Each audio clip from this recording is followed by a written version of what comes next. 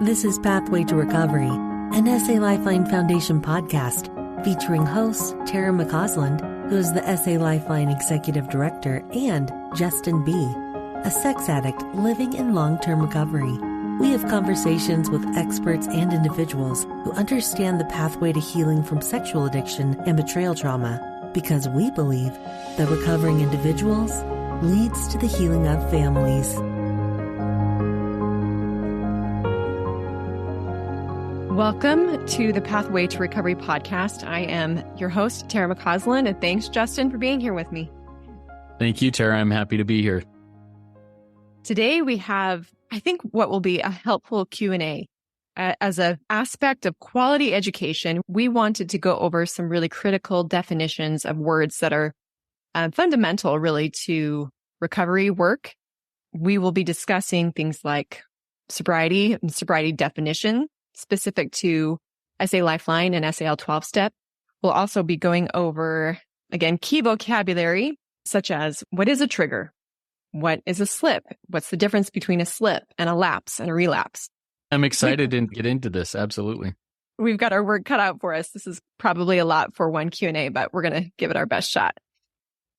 So as I had suggested, we've been talking this month about quality education and having the right vocabulary and the ability to communicate, especially with the people closest to us, like our spouse, key words that are associated with recovery so that we're speaking the same language is really, really important. Because otherwise there's confusion, there's frustration, there may be unspoken expectations because people are walking around with different definitions of words, and that's not helpful.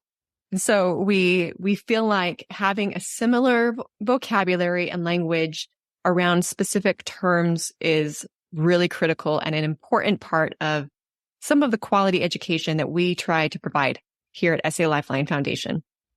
So we'll actually be looking at two different publications that we have, and I'll tell you more about where we're finding these. The first is, it's called Understanding Pornography Addiction and Betrayal Trauma. You can find this, it's a digital resource as well as a print resource that you can purchase, as well as we'll be looking at our sobriety definition in our SAL book. So to start, you're going to go to a 12-step group and find a unique sobriety definition. Why do you think it's important to get clear on the sobriety definition and make sure that aligns with your values going in? Yeah, thank you for asking that, Tara. I have a couple of quick answers to that. One, it's very important that the group have in my opinion, a unified sobriety definition, because if I'm a member of the group and I've got another brother over here that sits across the room or across the Zoom window from me in the group, and I understand sobriety is one thing and that person understands sobriety is a completely different thing, it's not conducive to unity in the group. Because if somebody over there says, oh, it's okay if I masturbate as long as I don't look at porn, or if I only look at porn and don't masturbate, it's okay, I'm still sober that way. That just causes all sorts of confusion in the group and in the individual, torn within himself. So I find that it's super important to have that. And I love that SAL's and SA Lifeline's sobriety definition is pretty specific in the verbiage of it. So that's my thoughts on that. Yeah. And so our sobriety definition really is our foundation, our baseline, right? What does abstinence from this behavior look like? Because you will find very different definitions based on the 12-step group you attend. And we will say that SAL 12 steps sobriety definition is a bit more robust than other groups that you might find a little bit more clear. And I think it honors the marriage relationship more than others. And so I wanted to read this definition and then let Justin comment on any aspect that you want to, Justin.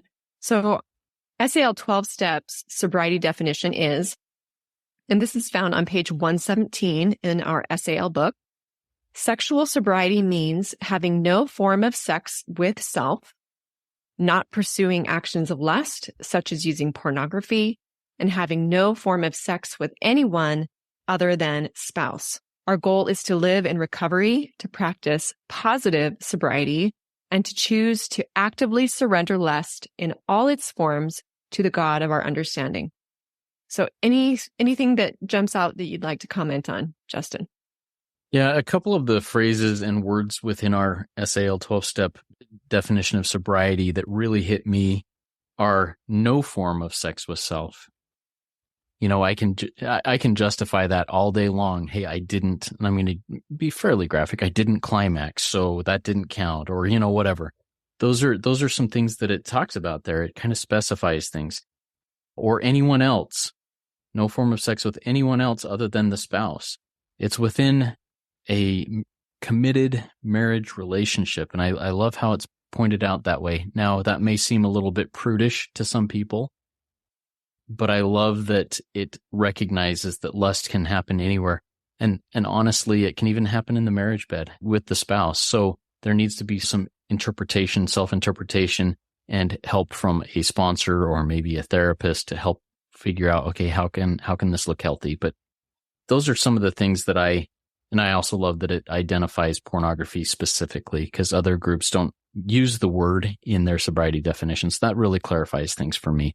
Mm-hmm. And I like that you point out that husband and wife need to get really clear within their relationship. Again, what does this really mean? What does this look like? So that this can be a strong baseline to move forward from. If you don't know, or if you disagree upon your definition of sobriety or abstinence in your marriage relationship, you're really, recovery work is already an uphill climb, but you're going to be butting heads if you cannot agree upon what abstinence looks like. Absolutely. And I think we're going to address this in a future episode, some healthy sexuality within marriage. But we'll talk a lot about that in the future, I'm sure. Yeah. And so using the sobriety definition kind of as a jumping point, again, as a baseline to measure by, some of these key definitions that we wanted to go over were, again, trigger. And what's the difference between also a slip, a lapse, and a relapse? Specifically, the slip, lapse, and relapse, those can really, if there is any muddiness around what those definitions are or what those words mean, there's a lot of heartache associated with miscommunication or different expectations around that. So on page 153 from our Understanding Pornography Addiction and Betrayal Trauma Manual, we have definitions of words and terms relating to sexual addiction. So that's where this is coming from. But this first one that I wanted to read was, we often talk in recovery about triggers. What is a trigger? Because sometimes it might be overused. So let's get clear on that. So a trigger is, according to SA Lifeline, an event, thought, image, dream, environment, sounds, or a host of other things which, when encountered, may prompt addict behavior and or acting out behavior. And I want to also mention that a trigger, also that's a word that the betrayed might use, and a trigger for a betrayed individual might be an event, thought, or image, dream that makes the trauma bubble up, so to speak. So any thoughts about trigger? Any commentary about that, Justin? Yeah, this word is one that, yes, triggers are a real thing. But one thing that I've come to realize in my life is that life is a trigger. I can be anywhere, anytime, doing anything. I can be in the holiest of holy places or the deepest, darkest place, and a trigger can happen. It's just how I respond to it. That's what recovery is about, is learning how to respond healthily to a trigger. Just because a trigger happens does not mean I'm a bad person, that my mind was in a bad place. A trigger happens no matter how solid I am in recovery. It's still going to happen. I'm going to have a trigger. And that's something that's really important to recognize. Whether I'm an addict in recovery, whether I'm a spouse in recovery from betrayal trauma, a trigger is going to happen whether I'm in a good place or not. I love that, because I think sometimes we want to believe that we can have a trigger-free life or a trigger-free environment. And you're absolutely right. We can be triggered by so many different things. And I often hear from women like, oh, I was in a meeting and that was triggering to me, like the language in the book or whatever. And we want to be sympathetic and empathetic to the reality that sometimes language is triggering to the betrayed or for the addicted. There are certain environments that are really challenging, and we know best what particular environments are very triggering and to avoid those, but we cannot whitewash our world and have it trigger free. And so we have to then be able to, in recovery, recognize, okay, what now? And what are my tools so that I can get back into a place of serenity? Absolutely. Yeah. We won't say any more about that just for the sake of time. But let's move to the next word we wanted to define, which is slip. Do you want to read the definition of that? Thank you, Tara. I'm happy to read that. Slip, and this is from that same page that was referenced earlier. Accidental exposure to a triggering event, which is then acted on by choosing to pursue addict behavior and or acting out behavior or trauma behavior, then acknowledging the behavior to one's sponsor within a predetermined window of time. The sooner the acknowledgement happens to the actual behavior, the better, but no more than 24 hours. Yeah, so I'll jump in here and talk a little bit about this. I love how we just go right up here. Accidental exposure to a triggering event, which actually means life. Life happens. Now, just because I have an accidental exposure to a triggering event does not mean that I've slipped. The next phrase is, then I act on it by choosing to pursue some addictive behavior. Now, I'm not pursuing it to the boundaries or the definition of sobriety that we've just talked about. I'm taking a second look. I'm letting my thoughts linger on what I saw. I'm not turning away and walking away immediately. I'm drinking it in for just a minute. And that's the definition of a slip for me. And then I need to reach out and talk to somebody. I talk to my sponsor. I talk to my spouse, whatever the agreement is in my marriage. Hey, if you have a slip, you need to talk to me within 24 hours. I need to do that with my spouse because then it's just a slip. There's no need to reset my sobriety date for something like that. There's no need to do anything other than say, hey, this happened and be honest about it. I think the emphasis on the accidental exposure, no one was seeking it out. You're right. It's just living life, but then choosing to pursue the behavior to some degree. We acknowledge and we reach out. We connect with our sponsor, with our spouse, and we are transparent and honest, right? So that's going to move us into talking about a lapse, which I will go ahead and read here. So again, recognizing a slip is accidental exposure to a triggering event. A lapse is willfully choosing to pursue addict behavior and or acting out behavior and acknowledging the behavior to one's sponsor within a predetermined window of time. The sooner the acknowledgement happens to the actual behavior, the better, but no more than 24 hours. So for you, again, what's the difference there? Yeah, for me, the difference is, and a lapse can spring from a trigger. But, you know, if let's say I'm on social media and I choose to take a couple of clicks and go down a path that I know is going to lead me somewhere, and I choose to do that. Want to add to this, I act out. I watch pornography. I masturbate. I go outside of the bonds of marriage and whatever boundary that has been set up by me, my sponsor, my spouse, whatever, this is a no-go. I choose to go across that line. But then I'm honest about it and I say, I did this and I'm honest. Now, my understanding is, yes, my date of sobriety needs to reset then.